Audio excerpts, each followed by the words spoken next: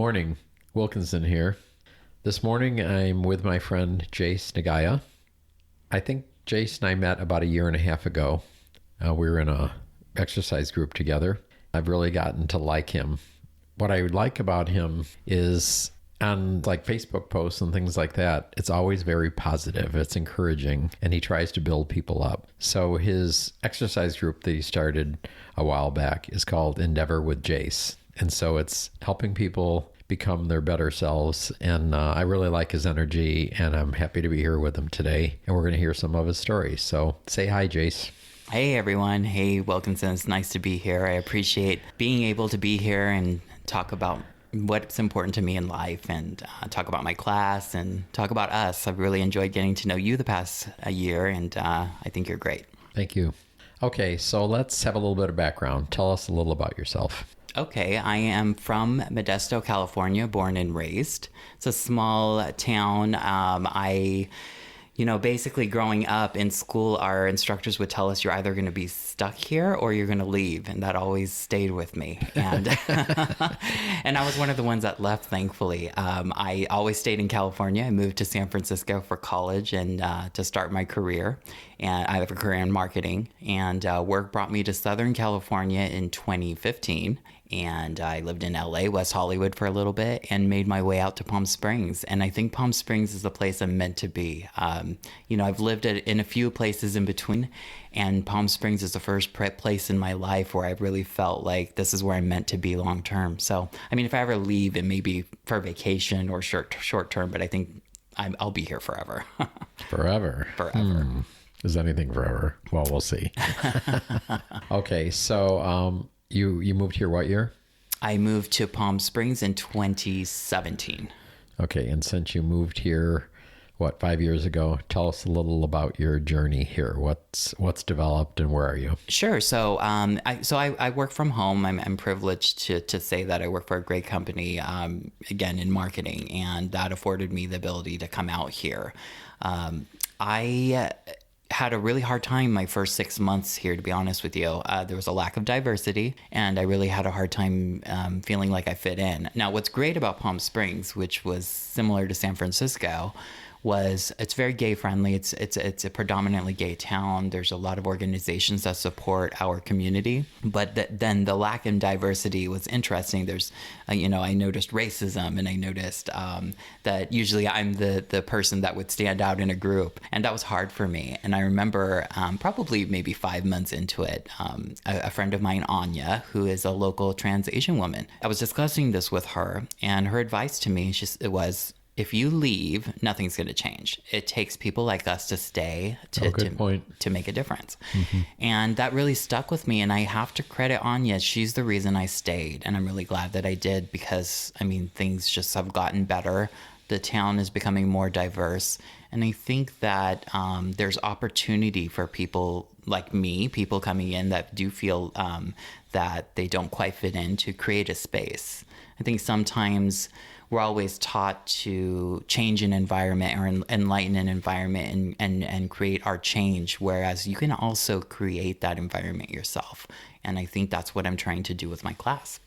So since this is just on audio, they can't see that you're a totally green person. I've never seen that before, but just kidding. So what makes you feel like you're part of someone that needs to be in a diverse community? Well, so my family is South Indian, or South Asian. My mom and dad are from the Fiji Islands, and if you've ever been to Fiji, the population is about 60% native Fijian, but 40% South Indian. So, and that was through British colonization many years back. So my ancestors, my grandparents, they lived in Fiji, and I still have family there on my dad's side. So growing up, I'd go back and I'd visit Fiji, and it was very different than what you think of Fiji as. In America, people hear Fiji and they think, oh, it's about beaches and resorts, but for me it was always going and visiting family inlands, and the family was very poor. So I was really happy to have that exposure when I was young, growing up. And now when I go back to Fiji, I obviously get to enjoy the resort side. But obviously, long story short, I do have darker skin, and that's something that's been with me my whole life. It's something that if I'm in a town that doesn't have a lot of diversity, it's very obvious. It's not always an issue. I have very good friends and a very good supportive community, but it's always there. It's something that's always with you. I understand. So you've been here in Palm Springs about 5 years. Have you seen changes?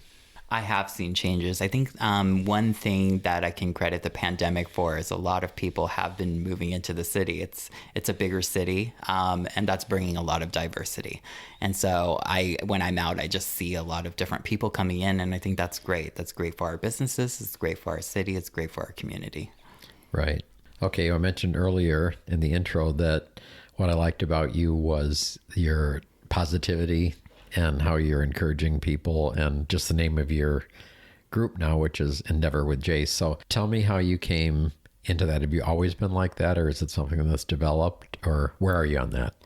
I think it's definitely something that developed. I think I encountered a lot of situations in life where, I was angry, I was hurt, and a lot of that anger and hurt was from within, and I think a lot of the ways that we deal with any sort of adversity it's how we're raised. My parents, my mom and dad both, they stressed a lot. And so I grew up stressing, and I didn't like the way that felt. And I remember I was at a point in my life where I was just, I think it was just when I moved to Palm Springs. And, I've always been a very spiritual person, but I was just moved to Palm Springs, and I was going through a breakup.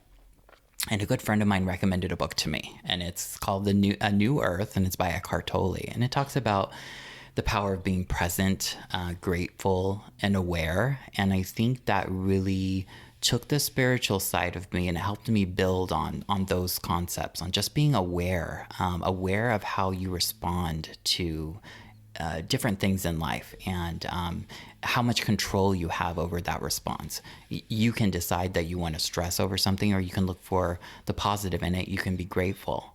And that's what I try to do every day, is I try to be grateful. I look for gratitude. I try to be happy. I try to be present.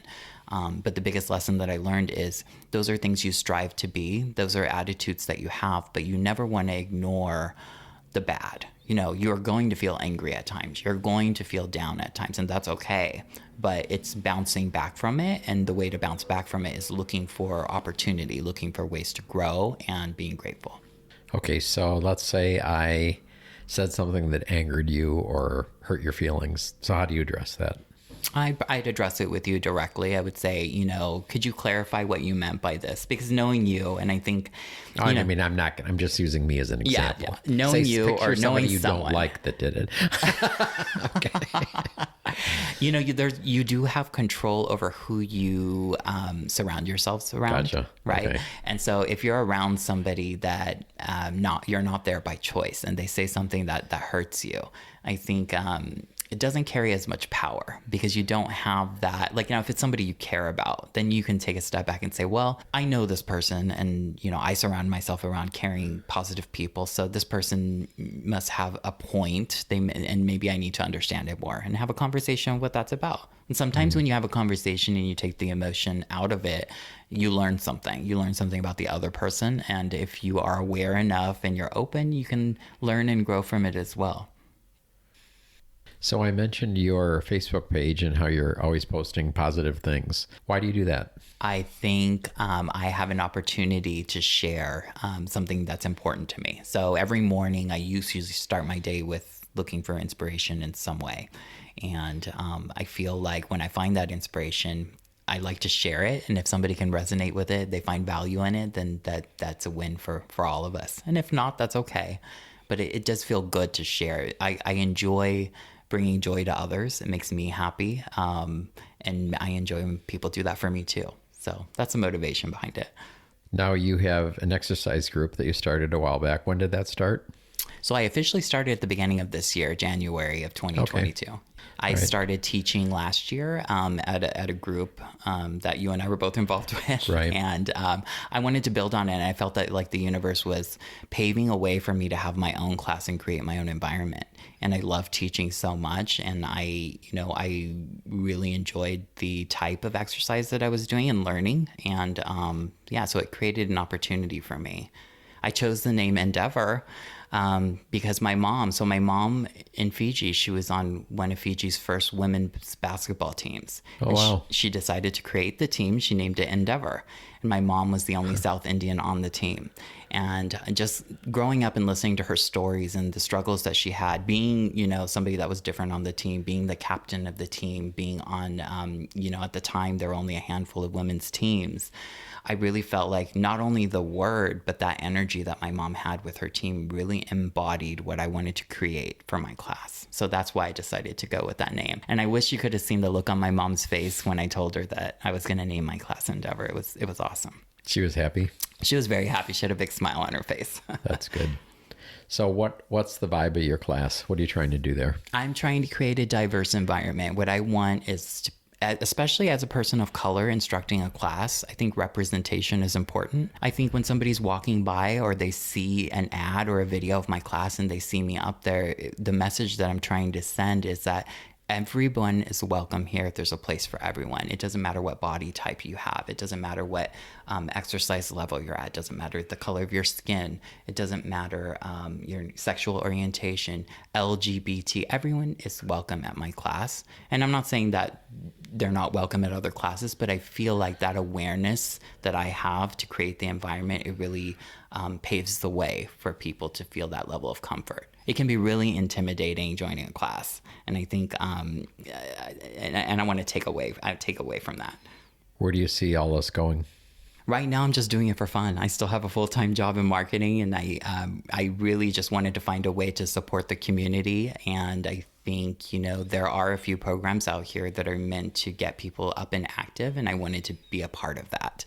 So for now, it's just for fun. I just want to create that environment, and I want to enjoy spending my mornings with the community, laughing, having fun, being active, getting a good exercise workout.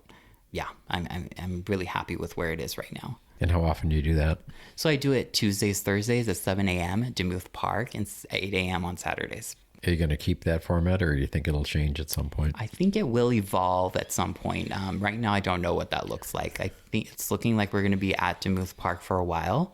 Initially, I wanted to be at the downtown park, but it doesn't seem like the universe has that in store for me right now. But we're at a very beautiful location overlooking the mountains. And nice the backdrop is great there. It's I gotta amazing, admit. isn't it? Yeah. So I really feel like we're not in a bad spot.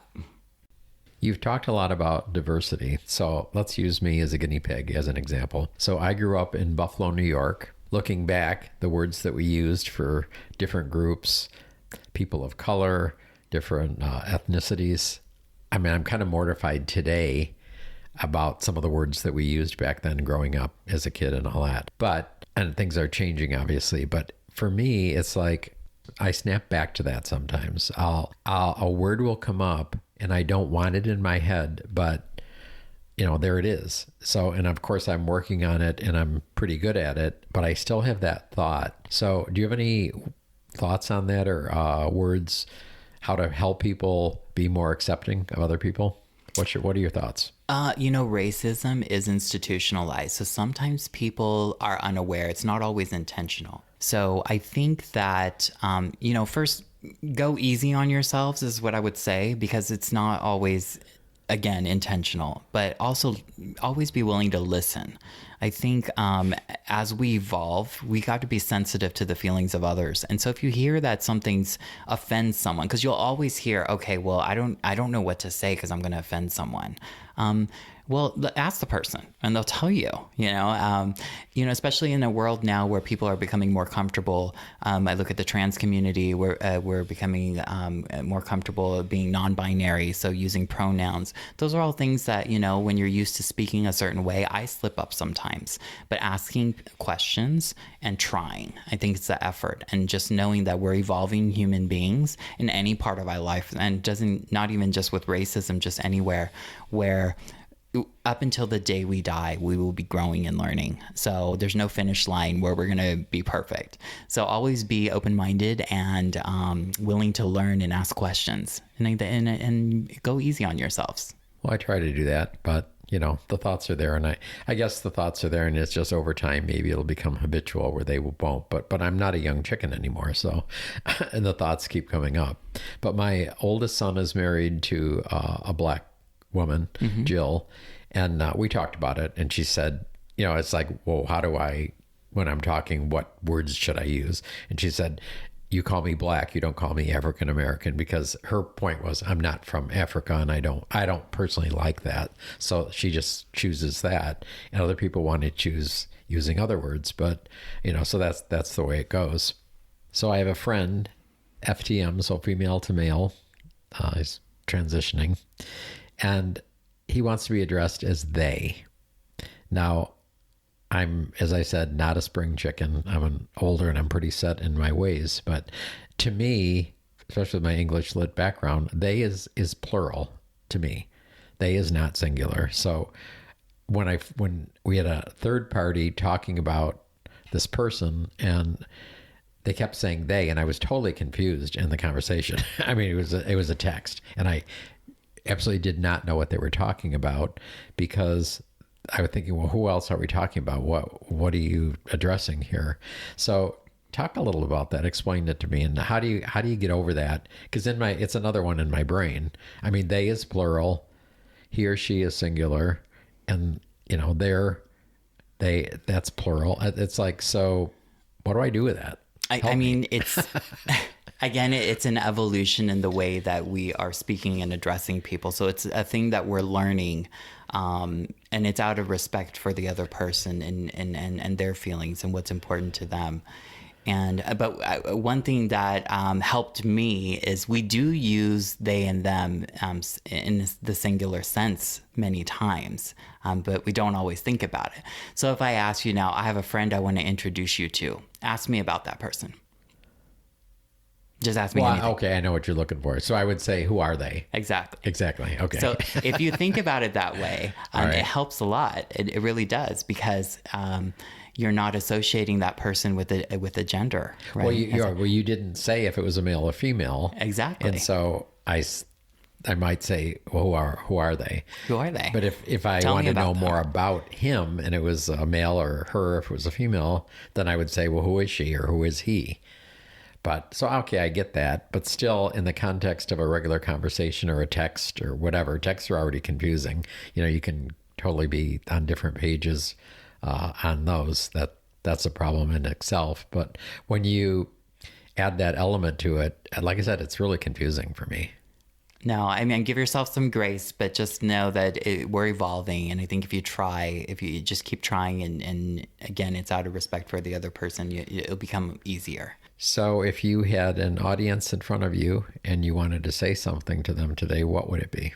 I would say just remember to be kind, be grateful, be present. Those are the things that I end my class with, because they're so important, especially gratitude. And I talked about that earlier, just taking a moment to take a step back and really appreciate where you are and what's around you, because there's so much, I mean, especially on the other side of the world, there's so much going on, and we're just so lucky to be here. I mean, you and I in a beautiful city, right? Safe, we have a home, we don't have to worry about food on the table, friends, just so many things to be grateful for. So no matter what's going on in your life, whether it's stress, whether it's your mourning, or whether you're down or you're angry, just remember that there's always good in your life, and shift your focus to that. There's things that we have control over, and there's things that we don't. The things that we do have control over, you can make changes to make them better. They're in your control, right? That's the definition of the word. things that you can't, don't waste your time stressing over it because there's nothing you can do. So, I mean, stressing over it, thinking about it, it's not going to benefit anybody. Focus on the things you can control. I think, well, we've had the conversation before. I've worked with Mark Hollenstein, who's my energy guy. And one of the things that he's been talking about lately is, now if you're meditating, it's great. If you just want to take a quiet moment, but like take some deep breaths. And he said, try putting a big smile on your face and hold it and do some breathing. And it actually will change your body chemistry by doing that. Yeah. Absolutely. And so that's really interesting. It's one of the other things I'm learning. So, all right. So if someone is in the Palm Springs area and they want to find you, first of all, on Facebook, how would they find you or your group? You can just look me up. My name's Jace Nagaia, or you can look up my class. All right, spell Nagaia for people. Nagaia. Okay. First name Jace, Jase, and there's not a lot of Jaces on Facebook, so I'm unique in that way. All right. And you can find my class on Facebook as well if you search Endeavor with Jace. You can also visit my website. It's www.endeavorpalmsprings.com. Okay, and then will that take them to the link for your class if they want to start jumping around in the park? Yeah, absolutely. You can check out my website, and I have a registration form. I do require my members to register, but it's a free class to the community and visitors. So, I mean, come by even if you want to just walk by while we're having a class to see if it's for you. It's a low impact class because I'm really a big fan of low impact. And it's aerobics and body conditioning. So we start off with some dancing around, and then we pick up our weights and we do some body conditioning, and then wrap it up with some squats and some stretches. So it's a fun environment. So describe dancing around, because the first thing for somebody like me, if I heard that, would be, oh, I don't want to dance in public. So you're not literally dancing. Not literally dancing. We're just doing movements. we're doing aerobic movements. So it's very similar to Jane Fonda's Grapevine and some of my own creations. So yeah, it's just a fun environment. It is a fun class with good people. Well, sir, thank you for coming today. And hopefully you've given all of us something to think about. And we appreciate your sharing. Thank you. Thank you for having me. I appreciate it.